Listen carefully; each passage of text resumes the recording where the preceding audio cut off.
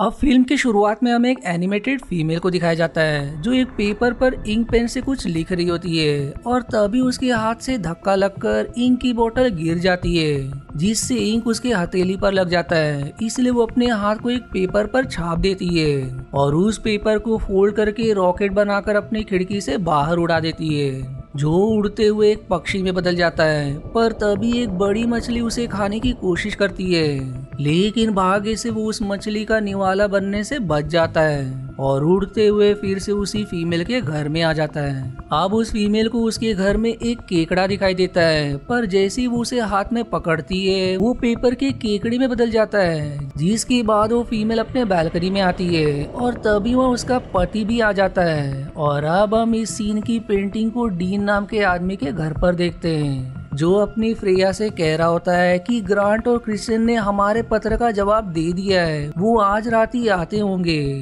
जो सुनकर वो खुश हो जाती है। अब रात को ग्रांट और क्रिश्चियन अपने कार से डीन के घर जा रहे होते हैं। साथ ही तीनों एक दूसरे के क्लासमेट भी रह चुके हैं लेकिन ग्रांट और क्रिस्टीन हाल फिलहाल काफी परेशान हैं क्योंकि कुछ दिन पहले ही उनके बेटे जेकब ने जन्म लेते ही अपना दम तोड़ दिया।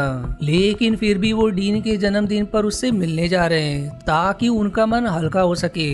और तभी उनकी गाड़ी के सामने एक बच्चा आ जाता है जो देख तुरंत क्रिस्टीन गाड़ी रोक लेती है। पर जब वो गाड़ी के बाहर जाकर देखती है तो वहाँ बस एक लकड़ी का टुकड़ा होता है, यानी कि जेकब को खोने के गम में दोनों के दिमाग पर काफी गहरा असर हुआ है जो इन्हें हेलुसिनेट भी करते रहता है। जिसके बाद वो दोनों वहाँ से डीन के घर आ जाते हैं जिन्हें देखकर वो बहुत खुश हो जाता है और उन्हें घर के अंदर लाकर उनका कमरा दिखाता है। और तभी वहाँ फ्रेया भी आ जाती है जिसे देख क्रिस्टीन और ग्रांट हैरान रह जाते हैं क्योंकि डीन की आयु फ्रेया की आयु से 2 गुना ज्यादा थी। अब फ्रेया ग्रांट को बाथरूम दिखाने ले जाती है और उनके जाने के बाद डीन क्रिस्टीन से गले लगकर वहाँ से चला जाता है। जिसके बाद अब सभी डिनर कर रहे होते हैं जहाँ क्रिस्टीन और ग्रांट डीन को उपहार के तौर पर एक फिल्म प्रोजेक्टर देते हैं जिसे देख डीन एकदम खुश हो जाता है। फ्रेया उससे सवाल करती है कि इसमें कौन सी फिल्म है, जिस पर फिर ग्रांट उस प्रोजेक्टर को चालू करता है जिसमें ग्रांट, क्रिस्टीन, डीन और उसकी गर्लफ्रेंड एम्बर की वीडियो होती है। लेकिन उस फिल्म में डीन क्रिस्टीन के ज्यादा क्लोज होता है जो देख फ्रेया को अच्छा नहीं लगता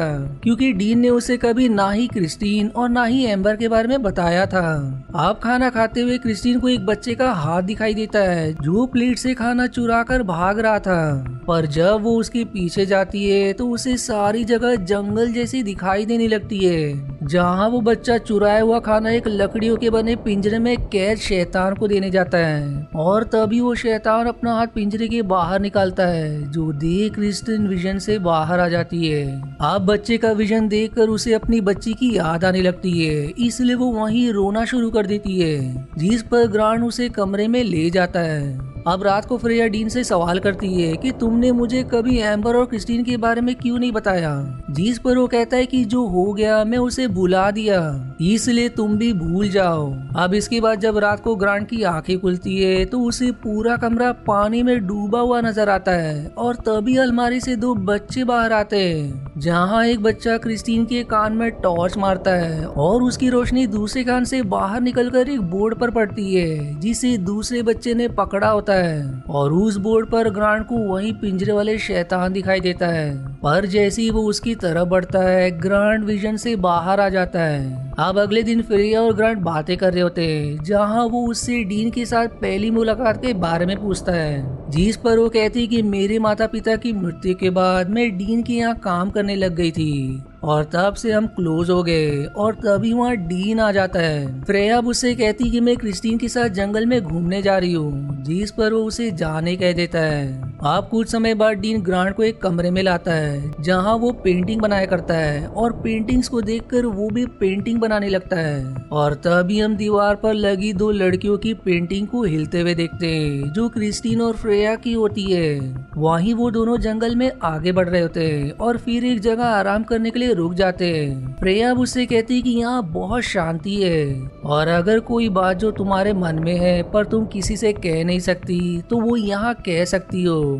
जिस पर वो चिल्लाते हुए भगवान से कहती कि आपने मेरा बचपन मुझसे क्यों छीन लिया। इधर ग्रांट डीन से कहता है कि तुमने फ्रेया के साथ परिवार बढ़ाने के बारे में नहीं सोचा। जिस पर वो कहता है कि फ्रेया अभी तक इसके लिए तैयार ही नहीं है। वहीं क्रिस्टीन फ्रेया से कहती कि जब जेकब की मृत्यु हुई थी तब मैं और ग्रांट मानो पागल से हो गए थे। हम दोनों इतने चिड़े चिड़े हो गए थे कि एक दूसरे पर ही चिल्लाया करते थे और एक दिन जब हम लड़ रहे थे तभी अचानक हमारे घड़ी का अलार्म बजने लगा, जिससे हमें लगा कि शायद ये जेकब ने किया होगा जो हमें लड़ते हुए देखना नहीं चाहता, इसलिए हमने लड़ना बंद कर दिया।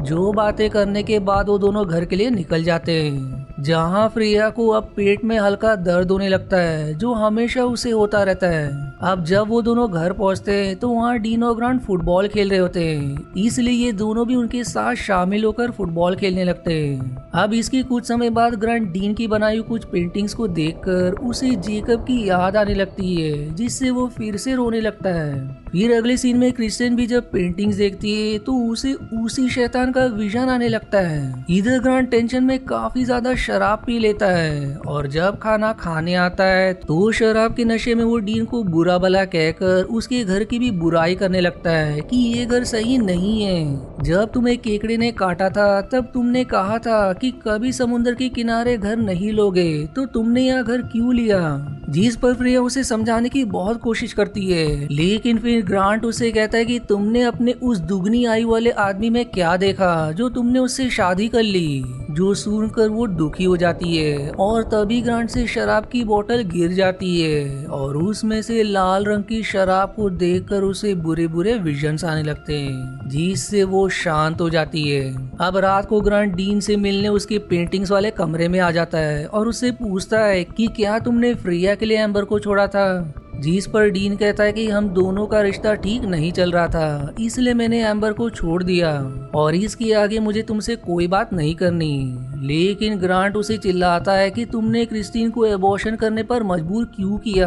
जो सुनकर डीन हैरान हो जाता है। ग्रांट अब उससे कहता है कि क्रिस्टीन ने मुझसे सारी बात बता दी कि जब तुमने उसे प्रेग्नेंट किया था तब जबरदस्ती तुम्ही ने उसे एबॉर्शन पर मजबूर कर दिया और वो उस दुख से संभली ही थी कि हमारा बेटा जेकब मर गया, जिससे वो फिर से डिप्रेस्ड हो गई। तुम्हें बस लड़कियों के साथ खेलना आता है। जिस पर डीन गुस्से में उससे लड़ने लगता है, लेकिन ग्रांट उसे धकल कर घर से चला जाता है। अब डीन के पास फ्रेया और क्रिस्टीन आकर कहते हैं कि ग्रांट कहाँ है। जिस पर डीन कहता है कि वो घर से चला गया, इसलिए वो दोनों उसे ढूंढने निकल जाते हैं। इधर ग्रांट को आगे बढ़ते हुए आकाश में हजारों पक्षियां दिखाई देने लगते हैं। वहीं एक आदमी जो काफी डरावना होता है वो अपने बाज को उसकी तरफ भेज देता है, जिससे बचने के लिए ग्रांट वहां से भागने लगता है। इधर डीन भी ग्रांट को ढूंढते हुए क्रिस्टीन के पास आ जाता है, जो एक पेड़ के पास बैठी होती है।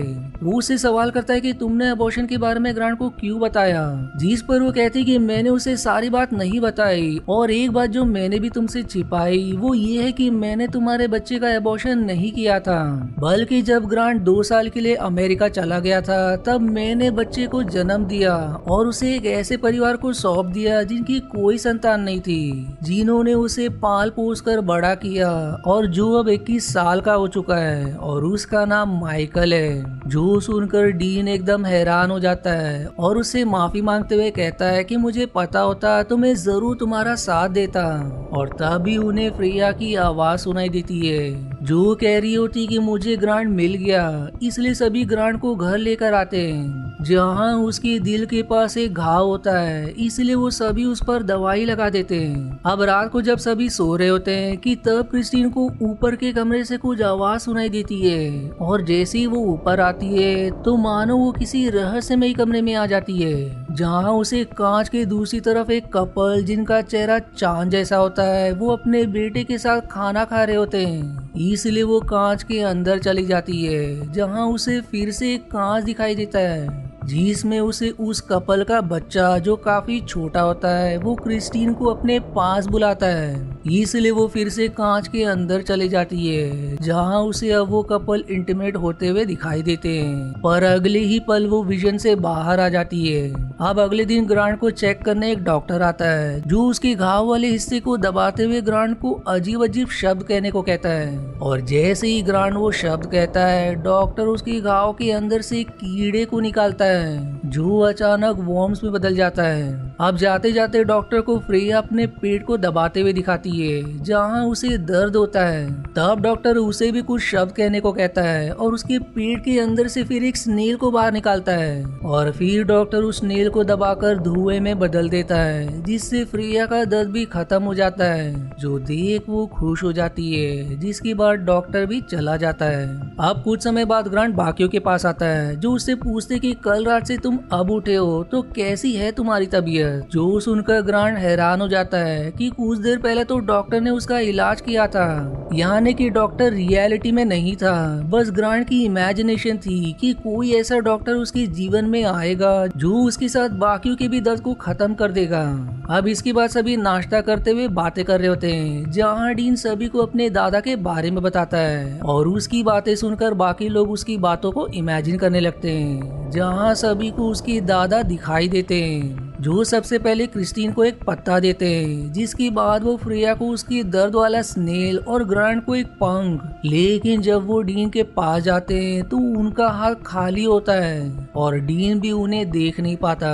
तब डीन बाकियों से कहता है कि जब मैं छोटा था तब मेरे दादा की मृत्यु हो गई थी, इसलिए मुझे उनकी शक्ल याद ही नहीं है। पर तभी उसके दादा अपने आप जमीन पर गिर जाते हैं, इसलिए वो तीनों उन्हें उठाने जाते हैं, पर अगले ही पल उन्हें याद आता है कि ये सब बस उनकी इमेजिनेशन है। इसलिए वो तीनों फिर से टेबल पर आकर बैठ जाते हैं, जिसके बाद सब कुछ नॉर्मल हो जाता है। अब ग्रांट और क्रिस्टीन दोनों समुद्र किनारे आ जाते हैं, जहाँ ग्रांट को क्रिस्टीन की जेब में खुद की बनाई हुई एक पेंटिंग दिखाई देती है जिसमें एक शैतान लकड़ी के बने पिंजरे में कैद होता है। पर ग्रांट उस पेंटिंग को फोल्ड करके एक केकड़े में बदल देता है और उसे जमीन में दबाकर वो दोनों एक पत्थर के पास छिपाकर उसे देखने लगते हैं। पर तभी वो केकड़ा जीवित होकर जमीन से बाहर आ जाता है, जिसे देख वो दोनों खुश हो जाते हैं। जिसके बाद वो केकड़ा वहाँ से आगे बढ़ जाता है जहाँ उसे पेपर के बने एक कपल दिखाई देते हैं जो एक मृत पक्षी का बोझ अपने ऊपर उठाए होते हैं। इसलिए वो केकड़ा पक्षी को उनके ऊपर से हटाकर जमीन पर रख देता है, जिससे वो कपल चैन की सांस लेते हैं और फिर वो पक्षी वहीं पड़े पड़े डिकम्पोज होकर रेत में दब जाता है। अब इतना देखने के बाद बारी आते इस सीन का मतलब समझने की, तो वो ये कि उस शैतान की पेंटिंग ग्रांट और क्रिस्टीन के जीवन की परेशानी थी जो उन्हें जेकब को खोने से हुई, जिसे उन्होंने अपनी खुशी जो कि वो केकड़ा था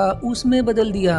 और उस केकड़े ने उन दोनों पेपर के कपल जो कि ग्रांट और क्रिस्टीन थे उनके ऊपर से वो मृत पक्षी जो कि जेकब था उसका बोझ उनके ऊपर से हटा दिया, जिससे दोनों कपल का भी बोझ कम हो गया और उन्होंने चैन की सांस ली। अब मूवी के आखिरी सीन में फ्रेया ग्रांट को डांस सिखा रही होती है और उन दोनों को खुश देखकर डीन और क्रिस्टीन भी खुश हो रहे होते हैं, जिसके बाद ग्रांट और क्रिस्टीन खुशी से वापस अपने घर के लिए निकल जाते हैं और इसी हैप्पी एंडिंग के साथ ही मूवी यहीं समाप्त हो जाती है। आशा है आपको मेरी एक्सप्लेनेशन पसंद आई।